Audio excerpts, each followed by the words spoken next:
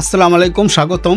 আজ আমাদের সঙ্গে রয়েছেন কাতারের একজন লিমুজিন ব্যবসায়ী, যিনি দীর্ঘদিন ধরে লিমুজিন ব্যবসার সাথে জড়িত আছেন। পরবর্তীতে পরিবহন খাতের সম্ভাবনা, চাহিদা বুঝতে পেরে কিভাবে লিমুজিনকে উনি এগিয়ে নিয়েছিলেন, সেই বিস্তারিত বর্ণনা আজকে তার কাছ থেকে শুনবো।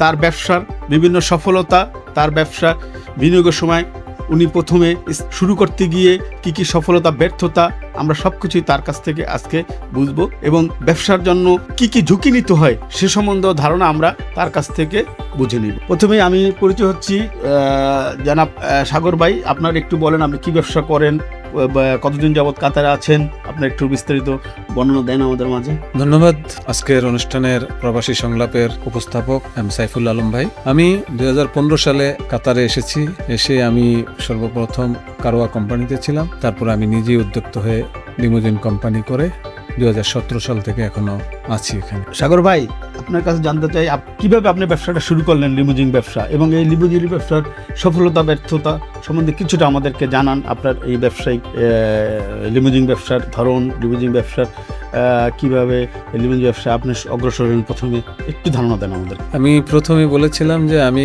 আসলে আসার পরে যখন 16 সাল থেকে লিমুজিনের ব্যবসা শুরু হলো, আমি তখন থেকে লিমুজিনের সাথে আসার অন্য পেশা থেকে আমি চিন্তা করলাম যে লিমুজিন ব্যবসাটা এখন সফল একটা ব্যবসা হবে। তাই পরবর্তীতে পরিবহন খাতের সম্ভাবনা ও চাহিদা বুঝতে পারি, ধীরে ধীরে অভিজ্ঞতা অর্জন করে নিজের উদ্যোগে লিমুজিন ব্যবসা শুরু। জি, মানে আপনি কি আগে সর্বপ্রথম এইখানে লিমুজিন বা ইন্টারন্যাশনাল কার ব্যবসার সাথে সর্বপ্রথম কি কোনো সংযুক্ত ছিলেন? না, আমি কোনো কার ব্যবসার সাথে সংযুক্ত ছিলাম না, কিন্তু লিমুজিনটা তো একটা কার ব্যবসায়ী, কার সার্ভিস। আমি এখানে আসার পরে এখানকার বাস্তবতার যে পরিস্থিতি ছিল, তখন আমি ট্যাক্সি থেকে দেখলাম যে লিমুজিনে প্রোভাইড হচ্ছে অনলাইনে এবং টেকনোলজি ডেভেলপ হচ্ছে।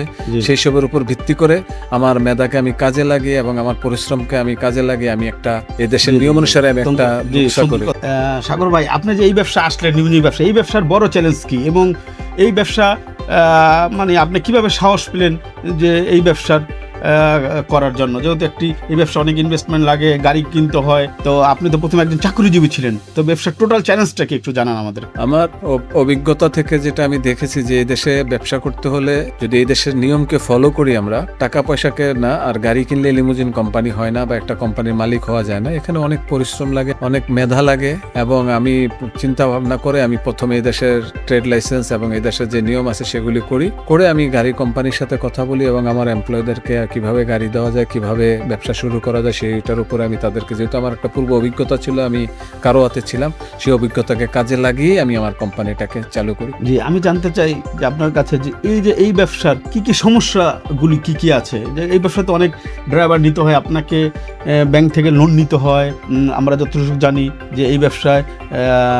ইন্স্যুরেন্স করতে হয়, তো এই ব্যবসার ঝুঁকিগুলি একটু জানান আমাদেরকে। আসলে কোনো ব্যবসায়ী ঝুঁকিহীন না, সকল ব্যবসায়ী ঝুঁকি নিয়ে করতে হয়। নিয়মের প্রতি যদি লক্ষ্য রাখেন আপনি, যেমন লিমুজিন কোম্পানিতে আপনি গাড়ি কিনতে হবে, ইন্স্যুরেন্স করতে হবে এবং ড্রাইভারদেরকে সঠিক প্রশিক্ষণ দিতে হবে। আপনি এখন দেখবেন যে কাতার সরকার একটা নিয়ম করেছে যে একটা লাইসেন্স তার আছে, তারপরে তাদের একটা জেনারেল লাইসেন্স করার পারমিশন দিয়েছে।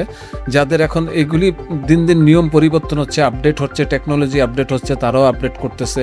আমরা দেখতেছি এখন AI ট্যাক্সি পর্যন্ত এখানে চলতেছে কাতার অনেক ডেভেলপ। তো সেই হিসাবে আমরাও পিছিয়ে নেই। আমাদের বাংলাদেশিদের অনেকেরই লিমুজিন কোম্পানি আছে। এই চ্যালেঞ্জগুলি সবাই মোকাবেলা করে, গাড়ি ইন্স্যুরেন্স এবং গাড়ি কিনা, ড্রাইভারদেরকে গাড়ি দেওয়া, তাদের সাথে কোঅপারেশন করা। আপনার কথা এটা বলতে মানে ঝুঁকি নিয়ে ব্যবসা করতে হবে, ঝুঁকি ছাড়া না নিলে তো ব্যবসাই হয় না। অত্যন্ত সুন্দর কথা বলেছেন। আসলে সাগর ভাই ঝুঁকি নিয়েছেন দেখে আজকে এই ব্যবসায় অগ্রসরে ব্যবসা মোটামুটি সফল করতে পেরেছেন আপনি। আমি আপনার কাছে একটা জিনিস জানতে চাই, এখন তো অ্যাপ ভিত্তিক পরিবহন সেবা চালু হয়েছে, তো এই অ্যাপ ভিত্তির কারণে কি আপনারা কি আপনাদের ব্যবসা কি এফেক্ট পেয়েছেন নাকি না আপনারা চালিয়ে যেতে পারছেন? বিভিন্ন অ্যাপসের মাধ্যমে এখন সাধারণত মানুষ রেন্ট কার অথবা পিক আপ ড্রপ এগুলো নেয়, তো এই অ্যাপসের কারণে কি আপনাদের সমস্যা হচ্ছে না আপনারা ওই অ্যাপসের সাথে যুক্ত হয়েছেন? সুবিধা অসুবিধা একটু বলেন। না, অ্যাকচুয়ালি টেকনোলজি মানুষের জন্য, মানুষই টেকনোলজি পরিচালনা করে। যতই টেকনোলজি ডেভেলপ হচ্ছে ব্যবসায়ীরাও ততই সুবিধা পাচ্ছে। অ্যাপসের ব্যবসাটা আসাতে আরো ভালো হয়েছে। আমাদের ড্রাইভাররা খুব সহজেই এখন অ্যাপস ব্যবহার করে তারা কাজ করতে পারে। অ্যাপস ছাড়া কাজ করা যায় না, এখানে নিয়মও নাই লিমুজিন অ্যাপস ছাড়া প্যাসেঞ্জার উঠানো। অ্যাপসই তাদের জন্য সফল ব্যবসা। আর অ্যাপস আমাদেরকে যথেষ্ট সহযোগিতা করতেছে, আমাদের ড্রাইভারদেরকে যথেষ্ট সহযোগিতা করতেছে। এখানে কাতারে অনেকগুলি অ্যাপস আছে, এটা আপনারাও জানেন। ওই অ্যাপসগুলি তারা ব্যবহার করে, কিছু অবৈধ অ্যাপসও আছে, সেগুলি থেকে সবাইকে হুঁশিয়ার থাকার কথা বলবো। যেগুলি বৈধ আছে সেগুলি নিয়ে কাজ করার অর্থাৎ জন্য। আপনার কথা এটা বললাম, অ্যাপস মার্কেটে নামার কারণে আপনাদের আরো সুযোগ সুবিধা হয়েছে, আপনারাও এই অ্যাপসের সাথে সংযুক্ত হয়ে আরো বেশি আপনার যুগোপযোগী ভাবে ব্যবসা করতে পারছেন, জি। আধুনিক আরো বেশি আগাচ্ছে টেকনোলজির সাথে, আপনারাও টেকনোলজির সাথে আরো বেশি, প্রযুক্তির সাথে আরো বেশি এগিয়ে যাচ্ছেন। জি, ধন্যবাদ আপনাকে। এখন আমি আপনার কাছে আসলে আপনার ব্যবসার বাইরে কয়েকটি প্রশ্ন, যে এই যে আমাদের কাতারে বর্তমানে কিন্তু বাংলাদেশি ড্রাইভার আসতে পারতেছে না তেমন পরিমাণে, তো ভিসা নাকি খুব সংকট, বাংলাদেশি ড্রাইভাররা কি এখন আগের মতো সেই পরিমাণে আসতে পারতেছে না নাকি পারতেছে, বা এই ব্যাপারে কিছু বলেন আপনি। আমি এই ব্যাপারে বলবো যে আপনারা সবাই অবগত আছেন যে বিগত বেশ কিছুদিন বাংলাদেশের ভিসা বন্ধ টোটাল। নতুন করে লিমুজিনের জন্য কোনো লাইসেন্স দিচ্ছে না, যার জন্য লিমুজিনে কোনো ড্রাইভার বাংলাদেশ থেকে আনতে পারছে না। এবং লিমুজিনে এখানে যে আগে আমরা চেঞ্জ করে নিতে পারতাম, সেটাও এখন বন্ধ, সেটাও হচ্ছে না।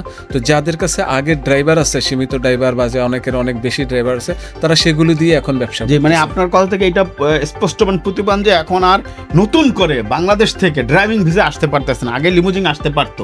তো এটা কতদিন যাবত, এটা কি 2 বছর যাবত নাকি 1 বছর যাবত, বা কতদিন যাবত এই সমস্যাটা চলতেছে? এটা সমস্যা না, এটা কাতারের একটা ল, তারা ভালো জানে। এটাকে আমি সমস্যা হিসাবে বলবো না, কারণ কাতার আমরা আছি, কাতার আমাদেরকে যথেষ্ট সহায়তা করে। আমরা অর্থাৎ এখানকার সরকারি আপাতত ভিসাটা বন্ধ রাখছে, এখানে সরকার বন্ধ রাখছে, হয়তো বাইরে গেছে, এরকম কোনো কারণ হইতে পারে। আমরা যারা কাতারে আছি, বাংলাদেশের রেমিটেন্স যোদ্ধা, তারা এখানে কাতার থেকে আমরা যথেষ্ট ফ্যাসিলিটিস পাচ্ছি আলহামদুলিল্লাহ। কাতার সরকারের নিয়মের উপরে আমাদের চলতে হবে।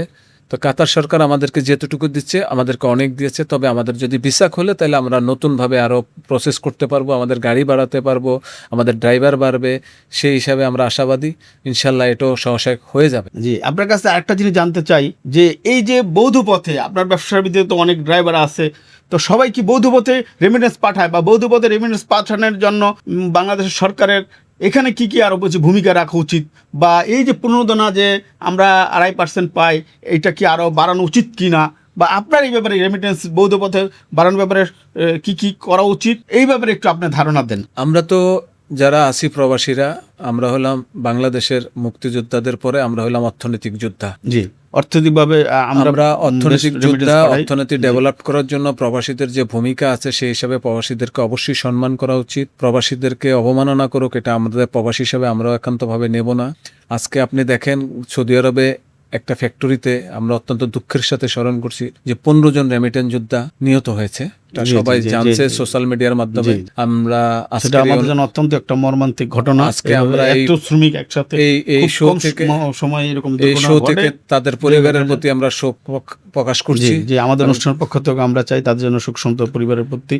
এই যে পরিবারের প্রতি যদি বাংলাদেশ সরকারের কোনো উদ্যোগ না থাকে, সেটা হবে অত্যন্ত দুঃখজনক। তো এরকম যারা অ্যাক্সিডেন্ট হয় বা যারা পঙ্গু হয় বা তাদেরকে মূল্যায়ন করতে হবে। এবং বৈধ পথে প্রত্যেকটা প্রবাসী, আমার বিশ্বাস যে তারা বৈধ পথে রেমিটেন্স পায়, এবং সেখানে 2.5 যে প্রমোদনা দিচ্ছে, ওকে, নো প্রবলেম। এখানে যদি আমাদের যে 15 রিয়েলের একটা কস্টিং আছে, এটাকে যদি আরো কমানো যায়, তাহলে হয়তো রেমিটেন্স যোদ্ধাদের জন্য আরো ভালো হবে। আর আমিও অনুরোধ করব, যদি কেউ এখানে অবৈধ পথে রেমিটেন্স করে, সেটা যত আর না করে। বাংলাদেশে প্রত্যেকটা প্রবাসী, আমি আপনার কাছে একটা জানতে চাই যে এই যে সরকার, যে বাংলাদেশ সরকার যে 2.5% প্রণোদনা দিতেছে, এই রেমিটেন্স পাঠাইলে আপনি 100 টাকা পাঠাইলে এখানে কিন্তু আপনি 2.5 টাকার সাথে আরো 2.5 টাকা 2 টাকা 50 পয়সা পাইতেছেন, 102 টাকা 50 পয়সা পাইতেছেন। এই প্রণোদনা কি আরো বেশি বাড়ানো উচিত আপনি মনে করেন সরকারের, নাকি না প্রণোদনা এইভাবেই থাক না? সেটা তো আসলে সরকারের অর্থনীতি, সাবসিডি সরকার দিতেছে, এটা বাড়ালে তো প্রবাসীদের জন্য অনেক ভালো। এখানে অনেক প্রবাসীরা অনেক কষ্ট করে, আরো বেশি প্রবাসীরা সন্তুষ্ট হবে, আরো বেশি বৈধ পথে রেমিটেন্স পাঠাবে, উদ্যোগী হবে। এবং তারা তখন চিন্তা করবে যে অবৈধ পথে পাঠালে আমি আর কত পাই, আমি এখান থেকে তো 3%, 3.5%। অনেক ধন্যবাদ আপনাকে। আজকে প্রবাসী সংলাপে আপনি আপনার মূল্যবান সময় আমাদের মাঝে দিয়েছেন, এই জন্য আপনার কাছে কৃতজ্ঞ। এবং আমরা চাই যে আপনিও আমাদের এই পরিবারের সাথে থাকবেন। প্রবাসী সংলাপ এগিয়ে যাবে। প্রবাসী সংলাপ একটি প্রবাসীদের জন্য সোশ্যাল মিডিয়ার প্ল্যাটফর্ম। এখানে আমরা এই প্ল্যাটফর্মের মাধ্যমে প্রবাসীদের সুখ দুঃখ, প্রবাসীদের বিভিন্ন সেবার কথা, প্রবাসীদের বিভিন্ন চিন্তাধারা, প্রবাসীদের ধ্যান জ্ঞান নিয়ে বিভিন্ন আলাপ আলোচনা আমরা করে থাকি প্রতিবারই।